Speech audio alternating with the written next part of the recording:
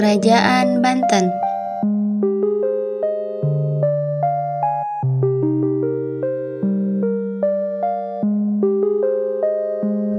Berikut merupakan peta wilayah Kerajaan Banten. Sejarah Kerajaan Banten. Kesultanan Banten adalah sebuah kerajaan Islam yang pernah berdiri di wilayah Banten, Indonesia. Berawal sekitar tahun 1526, ketika Kesultanan Cirebon dan Kesultanan Demak memperluas pengaruhnya ke kawasan pesisir barat Pulau Jawa.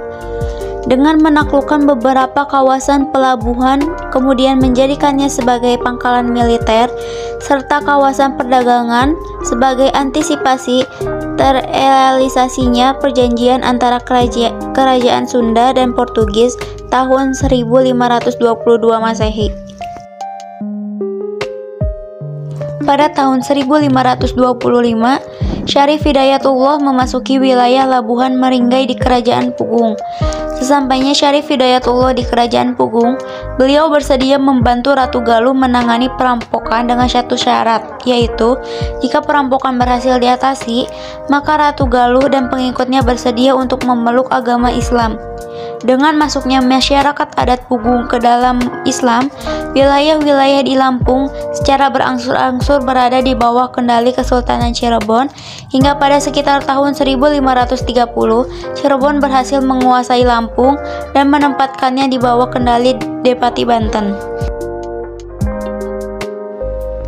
Raja-raja pada masa Kerajaan Banten, yaitu pendiri Sultan Maulana Hasanuddin tahun 1522 sampai 1570.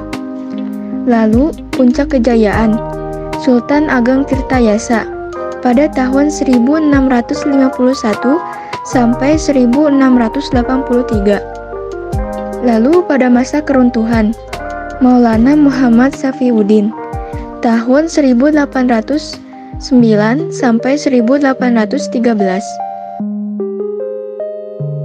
Kebijakan atau keberhasilan Kesultanan Banten. Kesultanan Banten telah berhasil menerapkan cukai atas kapal-kapal yang singgah ke Banten. Pemungutan cukai ini dilakukan oleh Syah Bandar yang berada di kawasan yang dinamakan Pabean. Salah seorang Syah Bandar yang terkenal pada masa Sultan Ageng bernama Syah Bandar Kaisu. Perekonomian. Pada masa Sultan Ageng Tirtayasa antara 1663 dan 1667, pekerjaan pengairan besar dilakukan untuk mengembangkan pertanian. Antara 30 dan 40 km kanal baru dibangun dengan menggunakan tenaga sebanyak 16.000 orang. Di sepanjang kanal tersebut, antara 30 dan 40 ribu hektar sawah baru dan ribuan hektar perkebunan kelapa ditanam. 30 ribuan petani ditempatkan di atas tanah tersebut, termasuk orang Bugis dan Makassar. Perkebunan tebu yang didatangkan saudagar Tiongkok pada tahun 1620-an dikembangkan di bawah Sultan Ageng. Perkembangan penduduk Banten meningkat signifikan. Keruntuhan. Pada tahun 1808, Herman Willem Daendels, Gubernur Jenderal Hindia Belanda tahun 1808 hingga 1810 memerintahkan pembangunan jalan raya pos untuk melindungi Pulau Jawa dari Inggris. Gubernur memerintahkan Sultan Banten untuk memindahkan ibu kotanya ke Anyar dan mempersiapkan tenaga kerja untuk membangun pelabuhan di ujung kulon. Permintaan tersebut ditolak, alhasil gubernur melakukan penyerangan ke istana Surosowan. Sultan dan keluarganya dipenjarakan di Banteng Sriwijaya, kemudian diasingkan pada 22 November 1808 ke Batavia. Daendels mengumumkan bahasa Kesultanan Banten telah diserap ke Hindia Belanda dan melepaskan Lampung dari Banten.